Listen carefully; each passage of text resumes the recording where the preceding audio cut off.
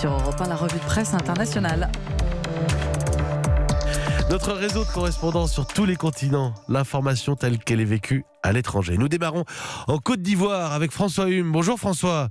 Bonjour Mathieu. Qu'est-ce qui fait la une chez vous ? C'est un rebondissement dans le procès de Laurent Gbagbo devant la Cour pénale internationale qui fait réagir la presse. L'avocat de l'ancien président ivoirien a demandé une libération immédiate et sans condition de son client. En effet, Gbagbo a été acquitté en janvier dernier, mais il est toujours assigné à Bruxelles en attente d'un possible procès en appel et ne peut donc pas rentrer en Côte d'Ivoire malgré son désir de participer à la campagne électorale pour l'élection de 2020. La presse ivoirienne, très partisane, a une lecture bien contrastée de ce mouvement de la défense. Proche du pouvoir en place, le quotidien Le Patriote parle d'une demande totalement saugrenue et incongrue, à la limite d'un pari de dupe. Au contraire, pour les journaux pro-Gbagbo, les arguments de la défense sont en béton, dixit LG Info, tandis que Le Temps salue l'initiative. La société civile veut qu'il participe à la vie politique dans son pays, lit-on dans ce journal. Merci beaucoup François Hume. On file aux États-Unis, retrouver notre correspondant à New York, Xavier Yvon. Bonjour Xavier. Hello Mathieu, bonjour à tous. Chez vous, à la une, il y a bien sûr la Syrie et le feuilleton de l'impeachment, mais pas seulement. Il y a aussi la Californie en partie privée de courant par crainte des incendies. Oui, la Californie vit un moment anachronique, comme l'écrit le New York Times, quelque chose qu'on imagine plutôt dans un pays moins développé. Dans l'État américain qui a donné au monde l'iPhone et Internet, continue le journal, des habitants cherchent des lampes torches et des files d'attente se forment aux stations-service à quelques dizaines de kilomètres des sièges d'Apple et de Google.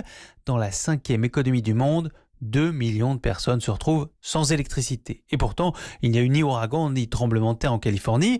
C'est en fait la compagnie locale d'électricité qui a coupé volontairement le courant. Mesure préventive, explique le San Francisco Chronicle, car le risque d'incendie est extrême en ce moment en Californie à cause des vents forts et de la sécheresse. Une ligne à haute tension qui touche les arbres et c'est le brasier.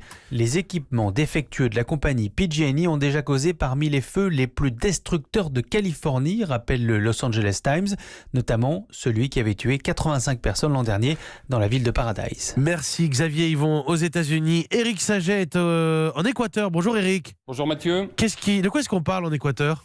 Manifestations et violences, ces mots se partagent les unes des principaux quotidiens en Équateur à l'issue d'une première journée de grève générale contre notamment la fin des subventions sur les combustibles. La marche des travailleurs se termine en violence dans le centre de Quito, regrette la Hora. De nombreux étrangers ont été arrêtés pour inciter à la violence. Ils seront déportés, rappelle à la une du Telegrafo le vice-président équatorien Otto Sonnenholzner, alors qu'El Universo préfère titrer sur sa défense de la dollarisation qui sera mise en danger selon lui si le gouvernement recule. Sur un ton plus léger, les médias équatoriens ont aussi noté que Siri, l'application vocale des iPhones, a pendant quelques heures donné Guayaquil comme nouvelle capitale équatorienne au lieu de Quito, probablement parce que le président Moreno y a transféré le siège du gouvernement pendant les manifestations. L'erreur est humaine, note-t-il, si tant est que Siri soit humaine. Ah, vaste débat. Merci Éric Saget. Les Gilets jaunes de Quito en Équateur. Voilà, nous voyageons. C'est votre revue de presse internationale tous les matins sur Europe 1 à 6h50.